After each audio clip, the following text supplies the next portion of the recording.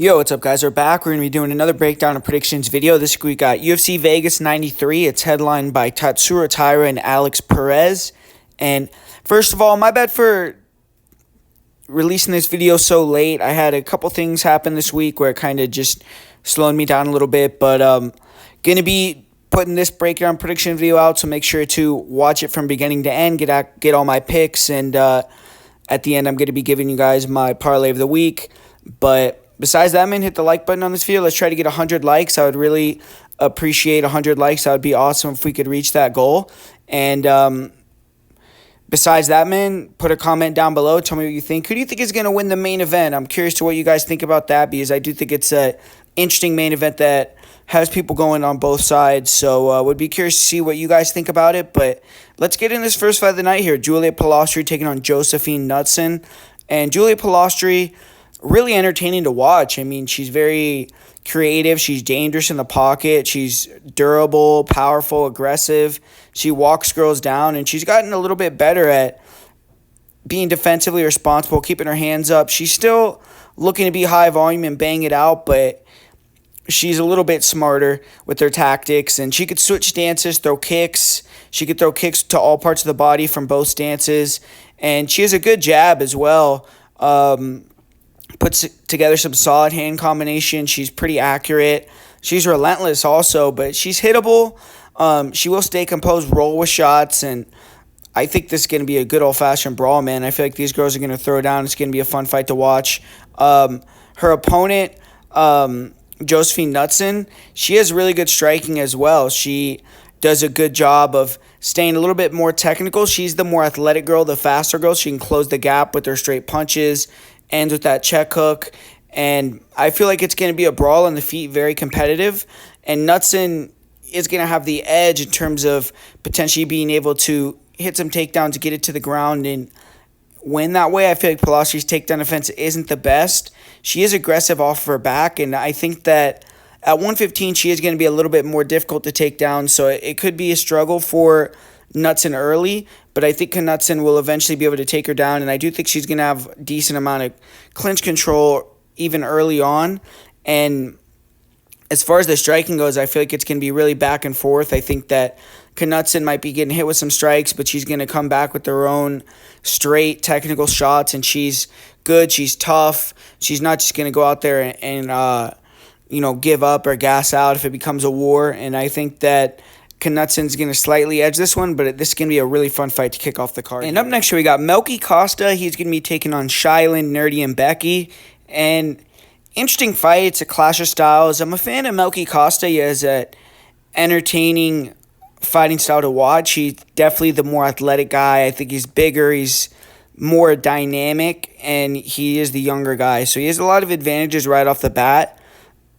I do think style-wise it's a fairly hard matchup because Costa likes to be kick-heavy. He's going to be facing someone that is going to be looking to take him down. So it could potentially be a bit of an issue, but I like Costa's takedown defense. I feel like it's decent enough. He's scrambling on the ground. He works hard to get back up. So I feel like it's hard to pick these guys that are straight wrestlers these days, like Nerdy and Becky. I mean, the guy is throwing big punches on the feet, so maybe he could clip Costa, but his striking is really nothing to really write home about. And ultimately, when you're watching his wrestling, I feel like he loses position a lot, makes mistakes, even though he has good takedowns. And like I said, the judges just don't give a lot of credence to that style as much anymore, where it's like takedown heavy style, control heavy. Even if Shylin controls for a large period of the fight and then Nerdy and Becky is able to get some striking off, I feel like they could potentially reward him that round just off of damage. So at the end of the day, I am leaning towards Costa to get this job done and get the victory here. So give me Melky Costa, and I think he could win inside the distance. I don't really have a great read on if it's going to be him via KO/TKO or him via decision, but I am going to go with Costa here to get the victory. And I guess I'll predict a decision win. And up next here, I'm not going to speak a lot about this fight. Total pass fight for me. Don't really got a bunch to say about it. All I will say is don't go parlaying Jekasargi if I were you. I mean, is he going to get the job done? I think so. I think he's going to be able to use the striking, his explosiveness, and probably eventually catch a knockout in the first round. I mean, Weston Wilson, just his reactions to getting hit and his defense is horrible. I mean, the guy is just not someone that you could truly trust at the UFC level. But in this fight, he's going to be way bigger than Sergey. And Sergey's just a wild man. I mean, the guy doesn't really have necessarily the most technical striking. He's just explosive and powerful. And his grappling got really exposed against Jubilee, where Weston Wilson, he doesn't have the wrestling. But if there's one opponent, maybe he could get to the back on him or do something, then it could potentially be Jekasargi. And Wilson, if he gets to a front choke position or somewhere he could potentially get a submission, stranger things have happened, and we could see Weston Wilson with a submission victory in the UFC. But at the end of the day, I feel like Wilson, in terms of the stand-up and his durability, is one of the worst fighters in the organization. And I just think that it's impossible to pick him here. I mean, could he get the win in this type of matchup? I do believe so. But ultimately, I'm going to say Sergey gets the win via first-round knockout. And up next, we got a really fun fight between two strikers with Carly Judas and Gabriela Fernandez. Carly Judas, 25 years old. She's fighting out of Mississippi. She trains out of Head Kicks MMA, which is UFC veteran Aaron Phillips' gym, and 3-1 overall as a pro, so she's getting into the UFC very early. She fought in the Contender Series last year. She was 3-0, lost a split decision, and obviously the UFC had her on her radar because she hasn't fought since, and she got this fight, so she's getting this UFC opportunity here. I feel like she's coming to the UFC a little bit too early, but we'll see if she can still get the job done regardless. And her opponent, Gabriela Fernandez, she has her back against the wall here. She's 0-2 in her first two UFC fights. She came into the UFC on a 7-fight winning streak. She was the LFA flyweight champion, and she had to fight two very good opponents in Jasmine Jasudavicius and Teresa Blado right off the bat.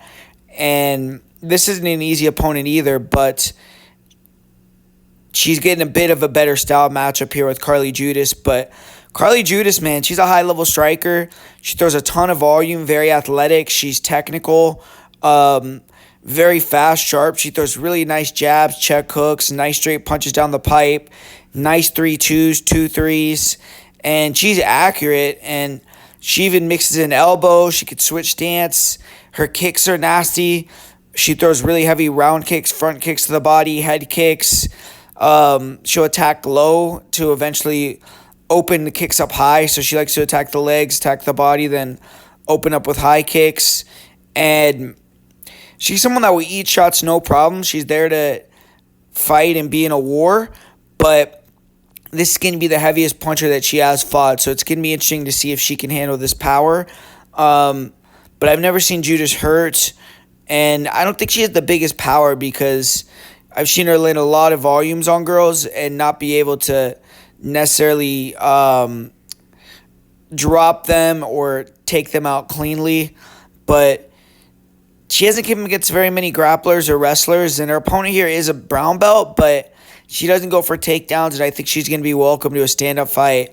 Gabriela Fernandez, solid striker. She's big for the weight class. She's going to be stronger, more powerful, I feel, in this matchup.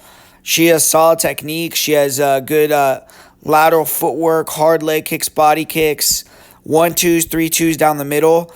Defensively, I think she's just a little bit better than Judas. And Judas is going to have to prove that she could take the power of Fernandez, which I think is going to be the test. If Judas could take the power, then it becomes a real war. But I wish Carly Judas stayed on the regional scene a little longer, honestly. Showed us a bit more while gaining experience because ultimately I don't think she's proven enough to me. I see Fernandez using her striking, just being a little bit sharper, cleaner defensively.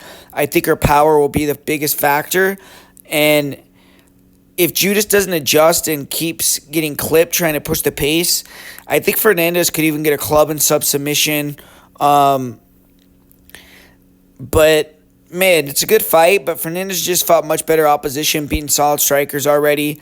And I think she's going to use that veteran savvy to get the win here. So give me the favorite, Gabriela Fernandez. And this next fight, I feel like it's a pretty easy fight to break down with Jimmy Flick taking on Nate Maness.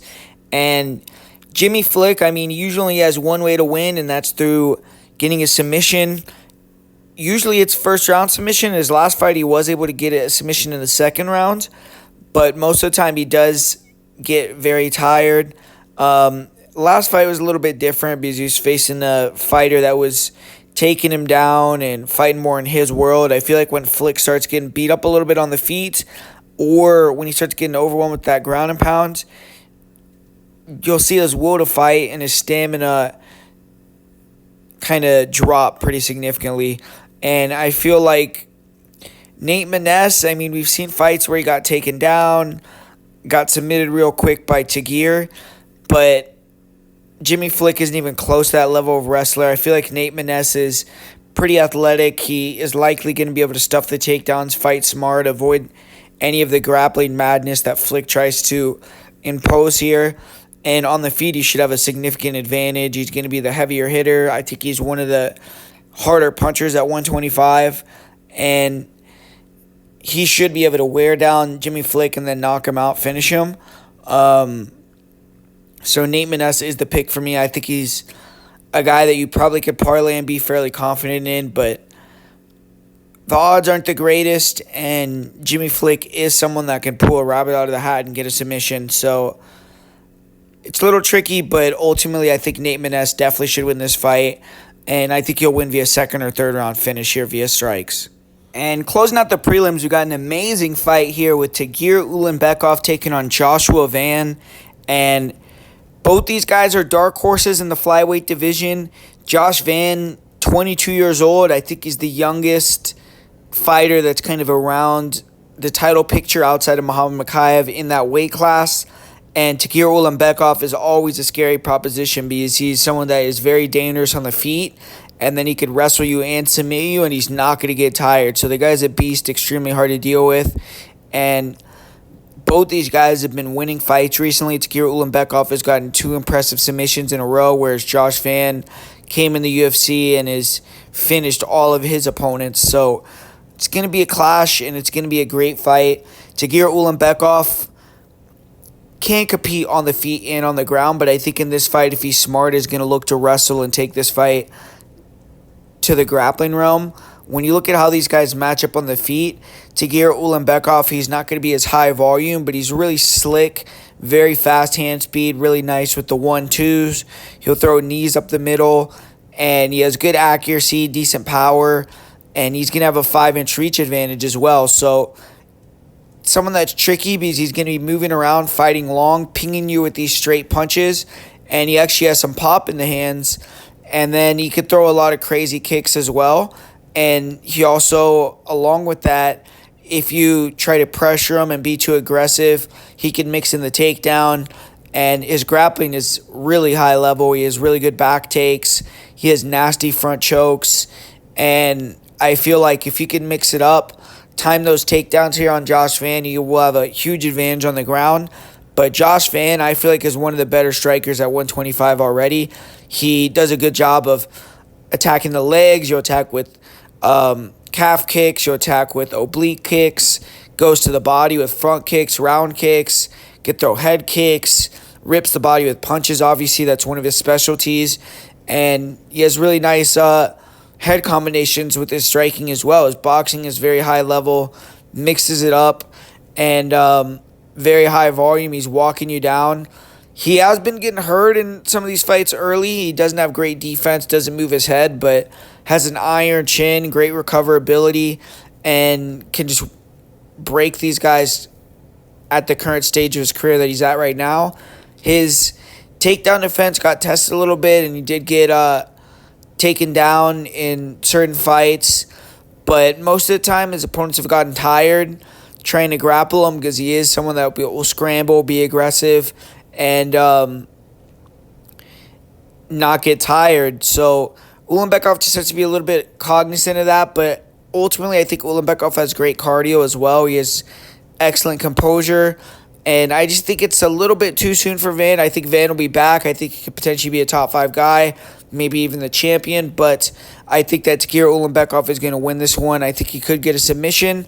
I am going to pick him to win via submission in the second round. And I think he could win via decision too. But I think it's going to be mostly through using his wrestling and grappling. So Ulanbekov is going to be the prediction for me. And up next here, we got a fun fight that I think should produce a finish between Josh Quinlan and Adam Fugit. It's going to be a clash of range. I mean, Fugit, he's going to want to cross that distance and get in the clinch, get on the inside, make it dirty, try to get on top, get it to the ground. And on the feet, he is going to have the length advantage, clearly. I mean, he's going to have the reach and everything like that. But I feel like his speed, it's going to preclude him from being able to really compete even at distance. He is going to have that potential counter left hook. He has decent kicks. But I think Quinlan, he likes to stay on the outside, near that kicking range and then explode in with power punches.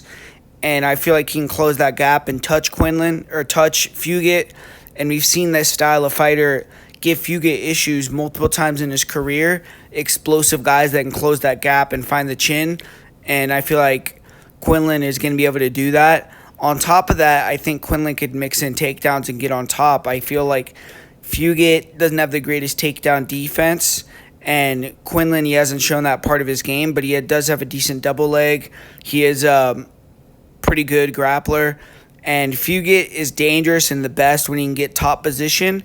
And I think that he's really going to struggle to get top position here against someone that's a superior wrestler to him, more athletic than him, stronger than him. So I think that it's a good matchup for Quinlan. I feel like Quinlan's going to get the job done here via knockout.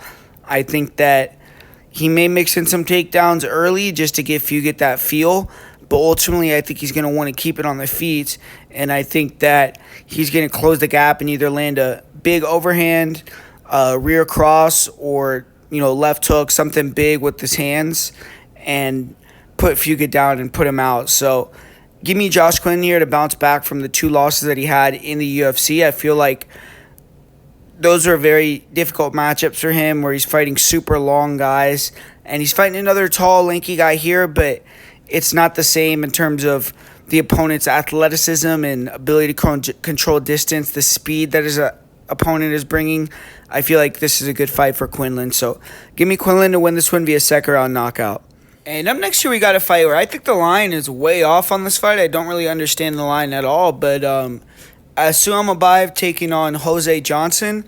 And originally when I first saw the matchup, just thinking back on Jose Johnson, I was remembering his fight with Jack Cartwright and a couple other fights where he fought wrestlers. And definitely has issues being taken down and held down. And that was kind of what I was remembering in my mind. But man, I think this is a hard fight for Asuam Abayev, especially, I don't know if this fight's going to happen, man. I'm really a little skeptical with Jose Johnson in terms of making weight.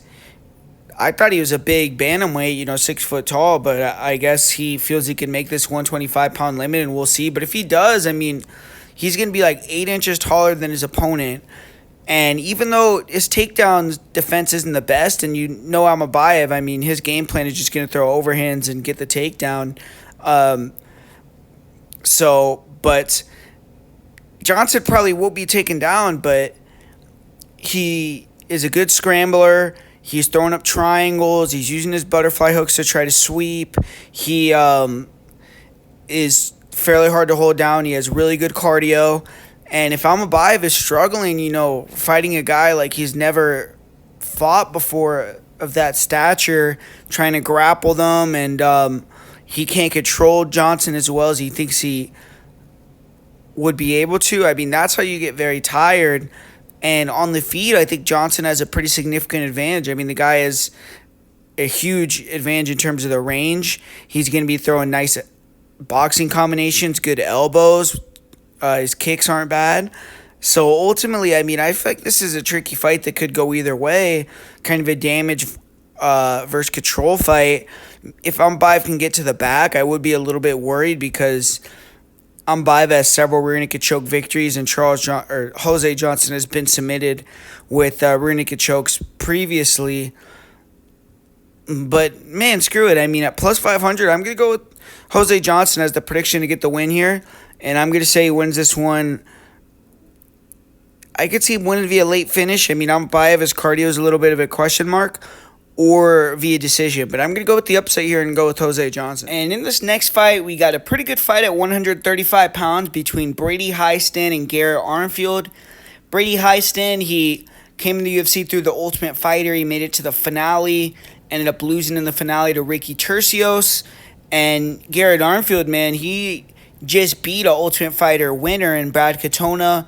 He lost his UFC debut to David Onama, but that was up at 145 and has been unbeaten at 135 pounds in the UFC. He's really looking pretty impressive recently, and it's a pretty easy matchup here when you look at it. I mean, Brady Hiestand, he's improved his striking a little bit. I mean, I feel, has a little bit more composure. His chin is on point. I mean, the guy has a good chin. He's just too hittable, but he'll feint the level changes, come over the top, and he has some decent hand speed.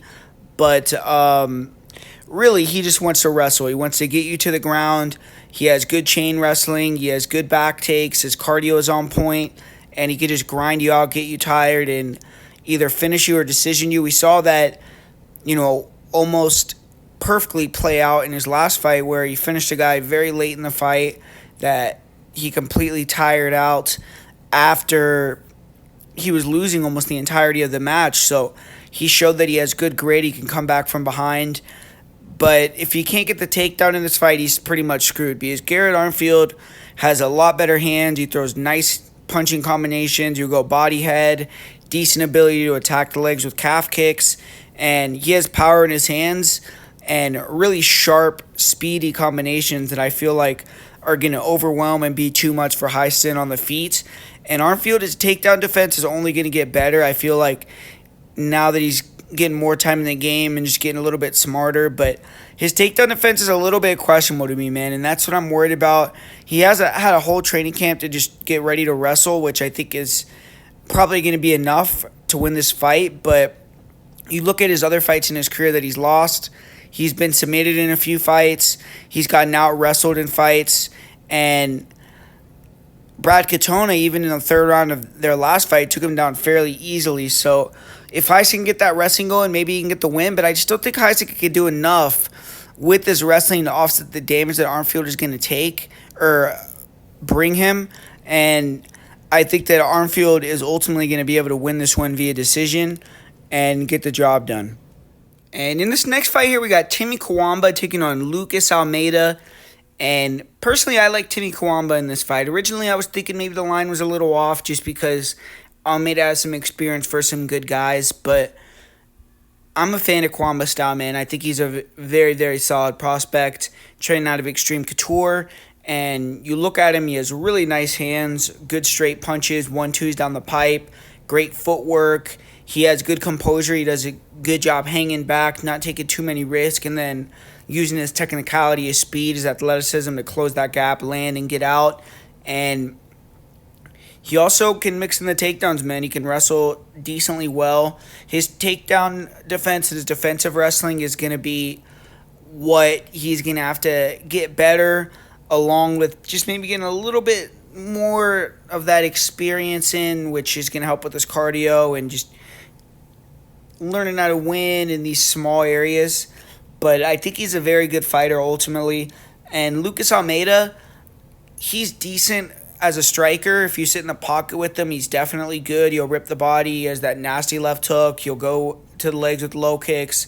And he's someone that will attack all parts of the body. And if you sit on the inside with him, he has power. He throws heat, and he can knock you the fuck out. So you just don't want to be mixing it up with him. You don't want to get overconfident after you clip him and go inside real wild because he's a survivor and he's someone that is dangerous when he's hurt.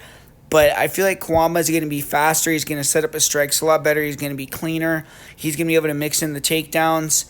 And I just see him being the all-around better fighter here. And if he's smart and comes in with a good game plan, he should really mix it up, get to the wrestling, and I think he could dominate the fight that way. So give me Timmy Kawamba to get the win here and pick up his first UFC victory.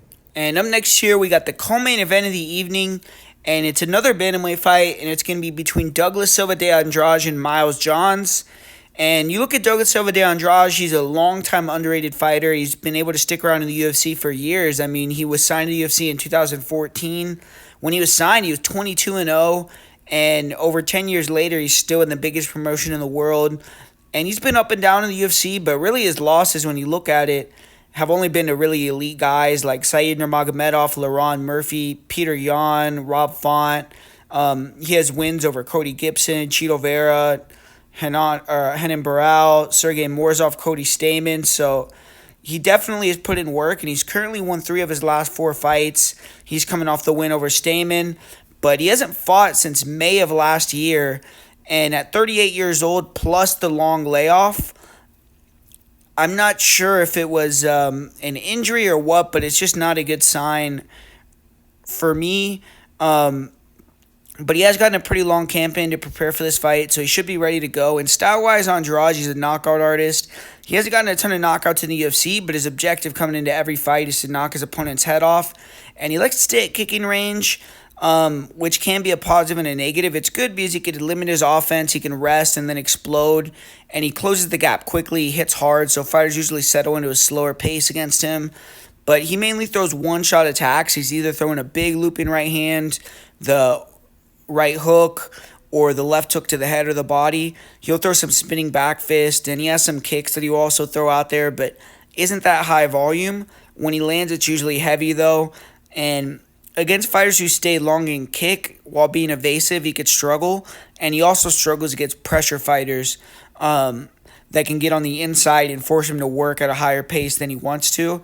But he has an iron chin. He's only been finished with strikes 1 time, and that was a corner stoppage. So technically, he has never been actually TKO'd or knocked out via strikes. It was a corner stoppage.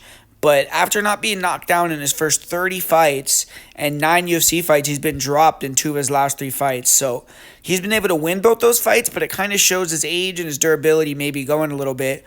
But Andrade isn't an offensive wrestler, really. He's gotten some takedowns in a couple fights, but it isn't a big part of his game. But he has footwork, he has strength, and it makes him difficult to take down. He has heavy hips, fast reactions, and if you take him down, he's hard to hold down. He hasn't had a fight yet in his UFC career where he just got held down for the majority of the fight, and he's done well versus most of the wrestlers that he's fought.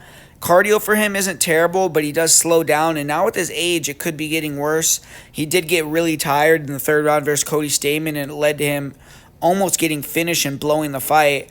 And in a fight with someone like Miles Johns, though, who isn't a cardio machine either, I think it's going to be a slower paced fight. But his opponent, Miles Johns, he's a maligned fighter by many, but if you look at his record, he's had a strong start to his UFC career. He came to the UFC with the LFA belt. He was undefeated, and a couple losses kind of ruined his stock, but he's 6-2 in 8 fights in the UFC. He's won 3 in a row, and this fight's going to be the one that can kind of get him over the hump if he can get the victory.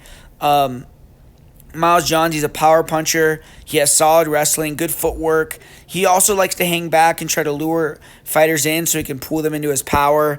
Power jab, his left hook, his right overhand. He throws hard low kicks, and he keeps a good high guard, so he's difficult to hit when he's fresh. He, I think, is going to have to deal with Andrade potentially trying to go to the body here, and he needs to be able to counter that with uppercuts or something that he's going to be bringing to this fight. But he needs to be able to counter that some way. But neither fighter here in this matchup likes to go first much, so I could see it being kind of a low-volume, boring fight. But I think Miles Johns is going to have the power edge. And Miles can wrestle, but his wrestling hasn't been that effective in the UFC. And he's kind of went to a more striking, heavy style where he only uses his wrestling when he really needs to or to kind of try to steal around or something like that. But I see this being more of a stand-up fight. And as far as his gas tank, I think his cardio has always been an aspect of his game that's been questioned. But I think he's gotten better at maintaining his gas tank. And I think he's going to have the better cardio of the 2 guys in this fight.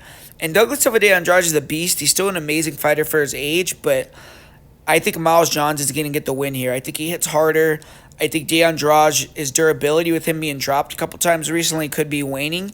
And Miles Johns just should be a bit sharper, in my opinion, with his hands. As long as he doesn't let Andrade get off to the body or just clip him, I think he should win. And I think he's going to win via decision. He has a chance to get the knockout, become the first guy to get a clean knockout on Andrade. He's 8 years younger. He's been more active. He's won 2 fights since the last time Andrade has competed, coming off a strong performance. And I just think he's this better guy at this point in time. So give me Miles Johns to win this one via decision. And finally, we got the main event. We got Alex Perez making the quick turnaround, taking on Tatsuro Taira. And Alex Perez, back-to-back short notice fights that he's accepted here. So shout out to him for jumping back in, getting active, and taking on people that no one wants to fight, man. I mean, got the win over Nicolau in his last one, which was a big opportunity and not necessarily like a boogeyman in the division or anything, but fought Mikhaev, and now he's fighting Tatsuro Taira, 2 of the biggest prospects in the weight class. And I was wrong earlier when I was talking about the Joshua Van breakdown, where I said him and Mikhaev are, the 2 youngest guys, or 2 of the younger guys in the weight that are around the 2 only young guys that are in the weight around the title picture at flyweight. But Taira's there too, so you got to add him in also. And this is a really intriguing matchup because a lot of questions are going to be answered in regards to Tatsuro Taira here. I mean, is he going to be able to compete in the striking with someone like Perez? And Taira, I mean, I think he has good striking. He has nice long 1-2s, fast hands. He'll throw nice knees up the middle. His timing, his accuracy look on point. But he does stand tall, and I think he's a little hittable. We did see him get dropped by a left hook against Edgar Chairez. And Alex Perez keeps that nice high guard. He's explosive. He rips the body, comes up to the head. We just saw him get a knockout. So he's going to be dangerous on the feet for Taira. Taira's going to have that length advantage, and I think he's going to be able to compete and do well in the stand-up too. But is he going to be able to do it over 5 rounds? I think Perez is kind of proven his cardio a little bit more against higher-level opposition as well. And then, obviously, Alex Perez has elite wrestling. He's someone that could shut down guys, nullify their takedowns, and keep it standing. Really, when he's gotten submitted, it's been more through him shooting in and giving his neck up or getting taken down from a full guard or something like that. It's normally not from someone taking him down. And Taira, I don't think he has the greatest wrestling. I think his takedown setups are a little bit sloppy. But his grappling, when he can get on top, is beautiful, man. I mean, he floats really well. He can sometimes lose position and make some mistakes, but I think over time he's going to grow into becoming one of the best grapplers in the weight class. And I think he's already one of the better grapplers in the weight class. And, I mean, it's just difficult for me to predict this one because I feel like Perez, sometimes he can get lulled into, like, being very defensive where he's trying to stop everything that you're doing, but he's not necessarily being offensive like he was in the Mikhaev fight. And if Taira is the one going for the takedowns, throwing a little bit more output on the feet, he could be edging it on the scorecards. And I feel like the takedown or the submission threat for Taira is always going to be there as well, especially if he can hurt Perez and get him to take a bad shot. Then I think he could snatch the neck. And I'm just leaning more towards the youthfulness and the point in their careers where they're at with Taira. I feel like Taira is going to be able to get the job done. I think that having these 3 fights back to back to back like this are good for Perez to make some money to get himself back in the, kind of MMA universe. But I think that there's going to be some diminishing returns at this point. He's a little bit older. I don't think we're going to get the greatest version of him, especially with these weight cuts all in a row like this too. So, I just think Taira's going to get it done. I think he'll probably end up finding a submission at some point over the 3 rounds. But there you have it, guys. That's the full card breakdown and predictions video for UFC Vegas 93, UFC Fight Night, Alex Perez versus Tatsuro Taira. Hopefully you enjoyed it. Hopefully you learned something from this video. Hit the like button. Like I said at the beginning of the video, I'm trying to get to 100 likes. Put a comment down below. And if you're interested in more bets that I have for this card and the other cards that are going on this weekend, Patreon.com/PredictionGuru is the place to be. Go check it out. We've been killing it this year, man, making a lot of money. If anyone's on the Patreon listening to this video right now, comment down below and let people know that we've been cashing bets. You've won 5 events in a row and you've been doing really well. So go over there, join the community, have some fun, and make yourself some money.